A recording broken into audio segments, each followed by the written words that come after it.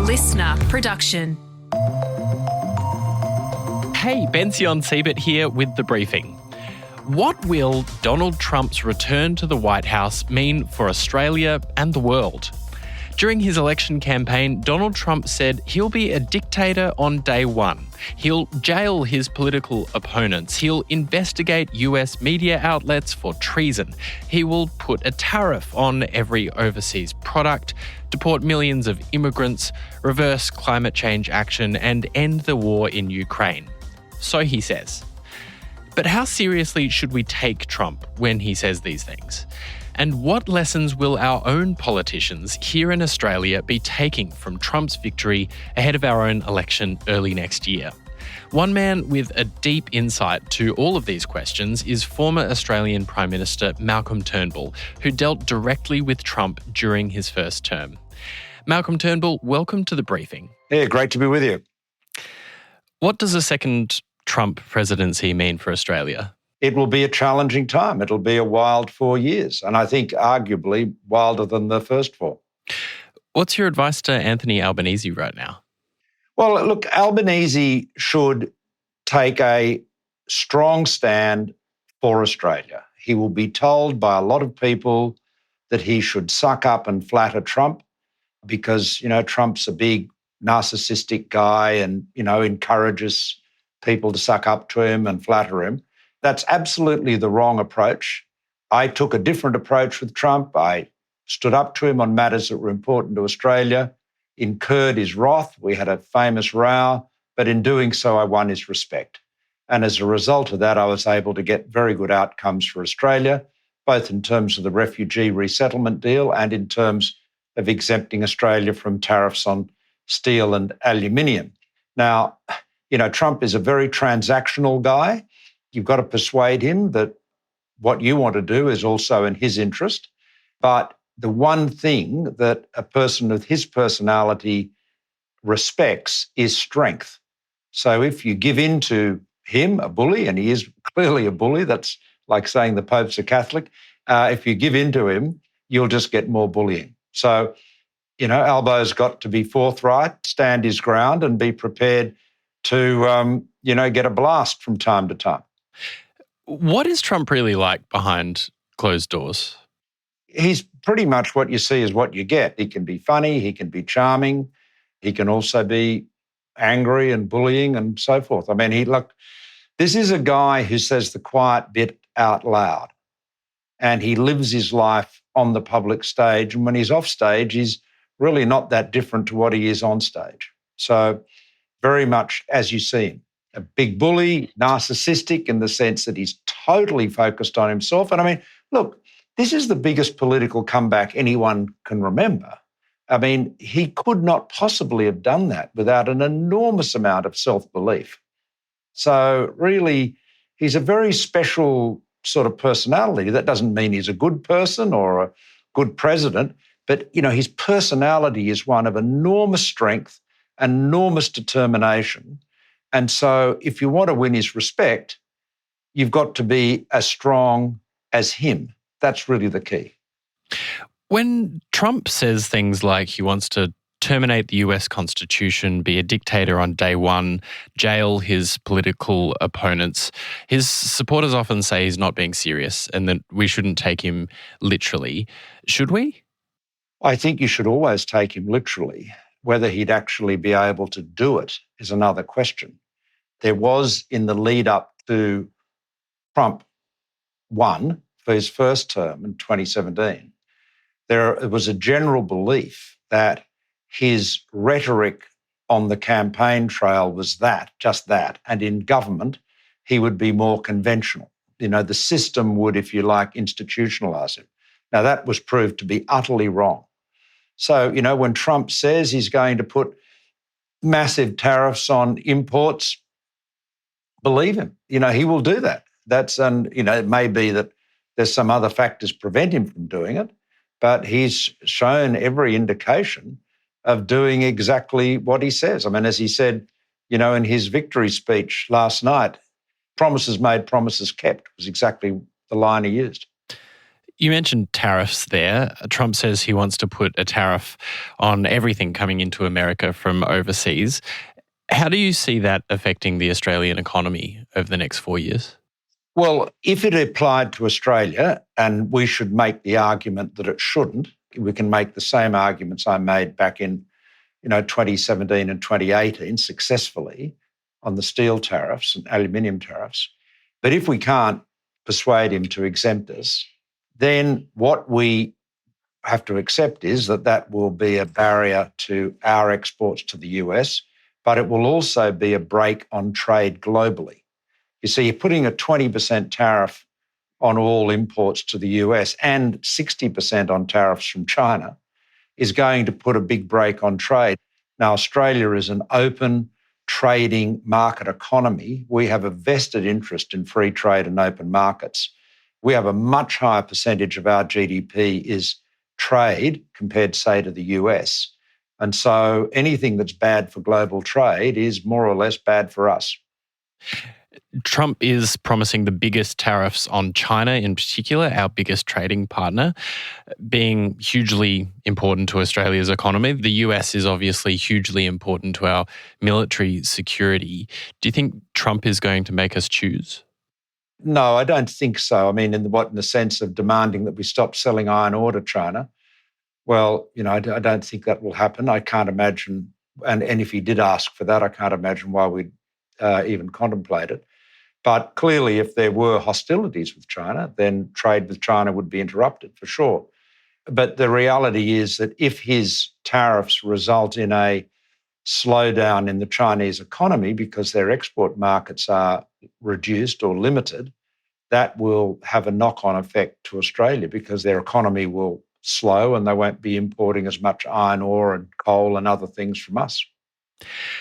One of the things that people say in support of Trump is, despite all the things that he says that you could list for ages, at least he's not going to send the US to a bunch more wars. Do you think that that's a correct analysis of Donald Trump? Can you see him bringing, for example, peace to the Middle East, as he says that he will, peace to Ukraine? Well, I'll say this about him. He is definitely not a warmonger. Quite the contrary. I mean, he was very, very critical of America going into the Iraq war, and he, was very keen to get America out of Afghanistan. And in fact, when Biden pulled out, that was literally fulfilling an arrangement that Trump had entered into. So he is scornful of the old Republican Party neoconservatives who wanted to spread democracy around the world and engage in nation building. He doesn't believe in that. As far as Ukraine is concerned, he says he'll settle the war in a day. Everyone assumes that means that he will compel Zelensky to agree to significant territorial concessions to Putin. But, you've got to remember, Putin's got a say in this. So, whether Trump can broker a deal there, I don't know, but it's certainly you'd have to assume it's going to result in Ukraine losing a chunk of its own territory and, in effect, giving Putin, if not all of what he wants, but certainly some of what he wants. As far as the Middle East is concerned, people have been trying to achieve peace in the Middle East for hundreds, if not thousands of years without much success. So the problem is, what is the price of peace? I mean, if the price of peace in Ukraine is giving Putin victory, people will say, aren't you just setting yourself up for Putin to have another crack at another country? Then what about the Baltic states? What about Lithuania, Latvia, Estonia? What about Poland? And, again, this is where Trump comes back to the Europeans and he says, you've got to do more. You should take responsibility for this. John Bolton, who was his national security advisor first time round, has said that Trump wanted to pull out of NATO. Bolton claims credit for talking him out of that. I mean, all of this would tend to be very much music to the ears of the dictators like Putin and Xi Jinping and others. One of the most heightened moments of drama when Donald Trump was president the first time was when he was exchanging tweets with Kim Jong-un about having the biggest nuclear button on his desk. Do you think that Australians need to be worried that this is a person who could potentially risk something like nuclear war? Well, his turbulent, occasionally explosive temperament would suggest that you should be concerned about that. And I suppose you should always have that concern in the back of your mind. But I repeat, he is not a warmonger. And he does not see America as having a mission to reform the world. He regarded George W. Bush's mission to create a democracy in Iraq as utterly naive and pointless and, very expensive. I mean, too fond of saying America spent 1.3 trillion, it might have been more, in fact, in the Middle Eastern wars. Well, you can imagine what you could have done in America with $1.3 trillion. So he's not a pacifist, but he just says, hang on, why should we be the global policeman running around, trying to use our military to solve other people's problems and fight other people's wars? Trump has described our ambassador to the US, former Australian Prime Minister Kevin Rudd, a man that you know well, as, quote, nasty, not the brightest spark. Will Rudd be able to get outcomes for Australia from Trump, do you think? Look, he won't have much to do with Trump any more than he has much to do with Biden, but particularly with Trump. I mean, the only person that will be dealing on behalf of Australia directly with Trump will be the Prime Minister. So in the Trump White House, the President Trump in this case, is the only real decision maker. And so ambassadors and advisors and officials are not that important. And look, just because Trump has said some negative things about Rudd, for us, he said negative things about just about everyone. To pull Rudd out would be a sign of extraordinary weakness. It'd be absolutely the worst possible signal. So I hope Albanese doesn't fall for that one. Of course, there will be the Murdoch press will be urging him to do so because they don't like Kevin and he doesn't like them. But it would be really a really, really dumb thing to do. And I think Albanese's indicated that he's not going to fall for that one. Could this result be an indication of what Australia's next election might look like? Well, I don't think Peter Dutton is Donald Trump, and Albanese is obviously not Kamala Harris. So, there are a few common threads. I think Dutton will run the strongman argument. Trump marketed himself as the strong man who could take on the nation's problems and stand up to, international dictators and so forth. So Dutton will try to present himself as the strong man, not necessarily a popular man, but a strong man, and he will argue that Albanese is weak. Now, whether he can persuade people of that remains to be seen. The Liberals will, I'm sure, run on some of the culture war issues that Trump did. Whether they want to go down the transgender issues is who knows. I mean, that didn't really work very well for Morrison at the last election.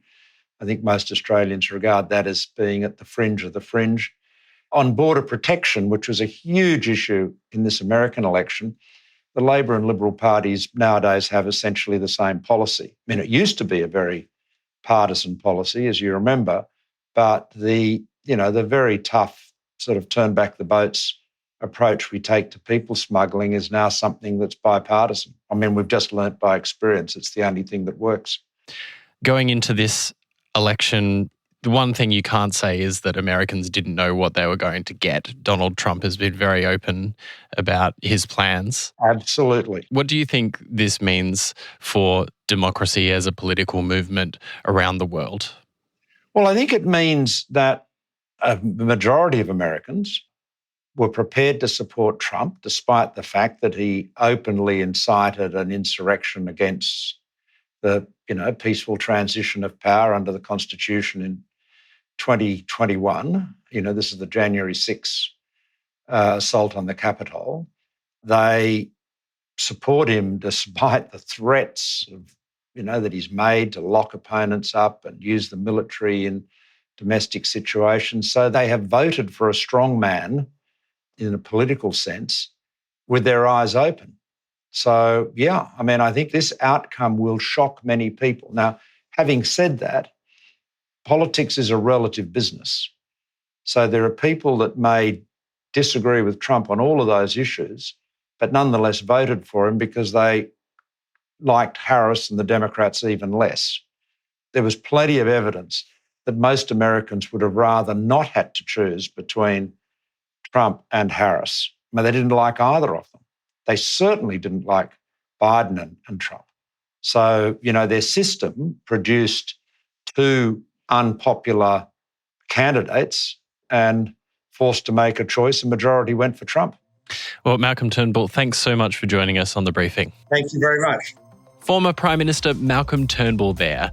That's it for this special episode of The Briefing. We'd love it if you could share this app with someone you think might be interested in it. And we've got lots of exclusive content on our socials. You can check us out on Instagram at The Briefing Podcast and on TikTok and YouTube. Just search Listener Newsroom. We'll be back in your feed tomorrow from 6 a.m. I'm Bension Siebert. Catch you next time.